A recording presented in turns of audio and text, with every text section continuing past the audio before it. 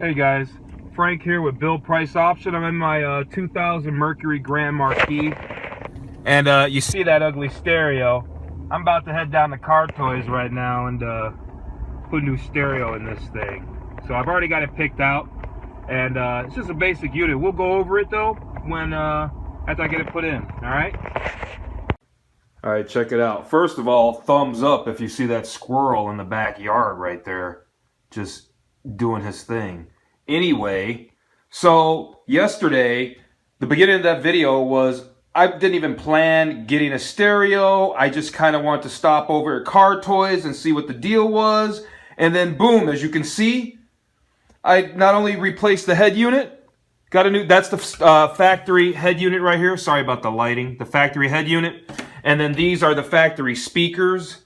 The two in the back and then the two that go in the front doors. The Marquis, the Grand Marquis, only has 4 speakers.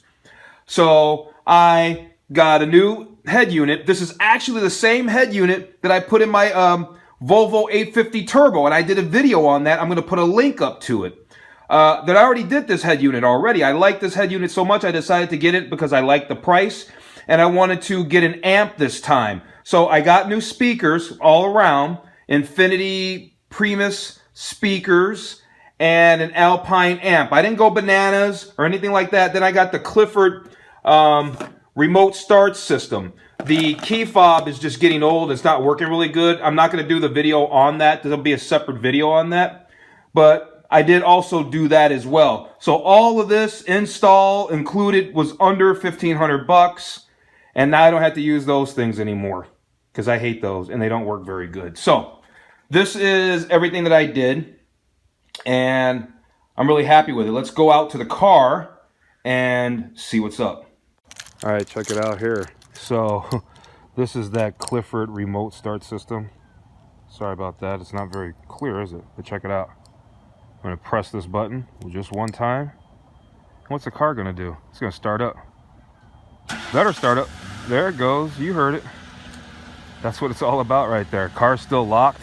You can program it for up to run for up to 1 hour and then just shut off. So that's pretty cool. I love this car.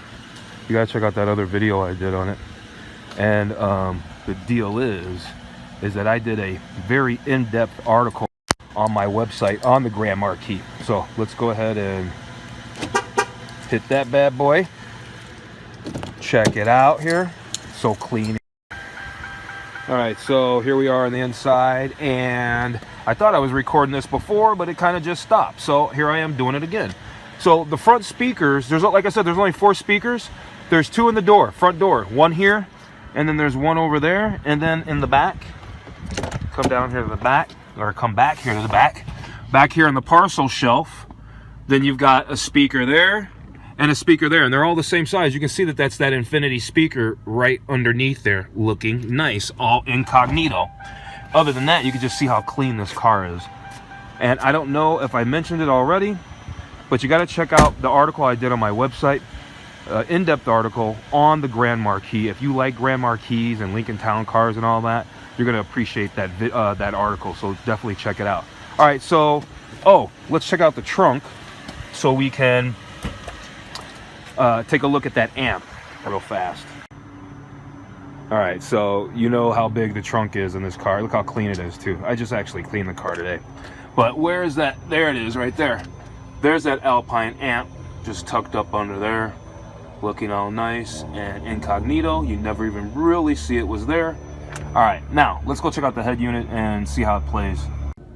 Okay, so here's that Kenwood Excelon, I don't remember the exact model number, head unit in the Marquis. It looks really nice.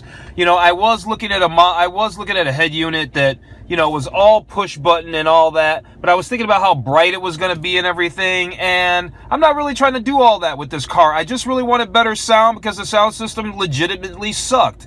But I didn't want to dump a whole bunch of money into the car, but I wanted something nice. So today is not January 2nd, by the way. I just haven't programmed it. The clock is about right, though. So let me pull up the radio, and then we can kind of see how the speakers sound, and then we'll kind of maybe wrap it up, I think. All right, so I couldn't really find anything on the radio. I don't really listen to the radio. I usually have my phone plugged in, but saying that I'm using my phone, da-da-da-da-da. Anyway, I found something. Hopefully you can hear it well. I'm gonna kind of be quiet, and it's not turned up very loud, and I'll just kind of turn up the volume, and we'll see if you can hopefully hear it, how good it sounds, and then I'll get out of the car with it playing, and we'll see if we can hear it rattling too. All right? All right. Hopefully the song won't stop. TV on the radio. It did. Hang on.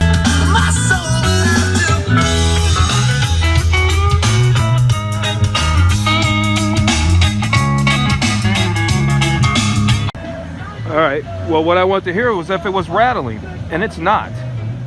It's not rattling. It's not rattling at all. I mean, I don't have it turned up as loud as it can go, but I don't drive like that anyway, so it doesn't make me any difference. I just didn't want the car to be rattling like old cars often do when they have an upgraded stereo on them. I hate that. Maybe you're like that too, but this car doesn't suffer from that. You can hear it. Hopefully you can. At any rate, it sounds wonderful. It really does. I'm really happy with this car. This is a heck of a car. You know, I spent a lot of years having old Mercedes and BMWs, and I'm not knocking those. Those are great cars. But boy, you got to sure dump a lot of money into them, and it's always a pain in the butt to do everything, even upgrading the stereo. On this car, everything was really straightforward, simple, and easy. And yeah. All right, cool.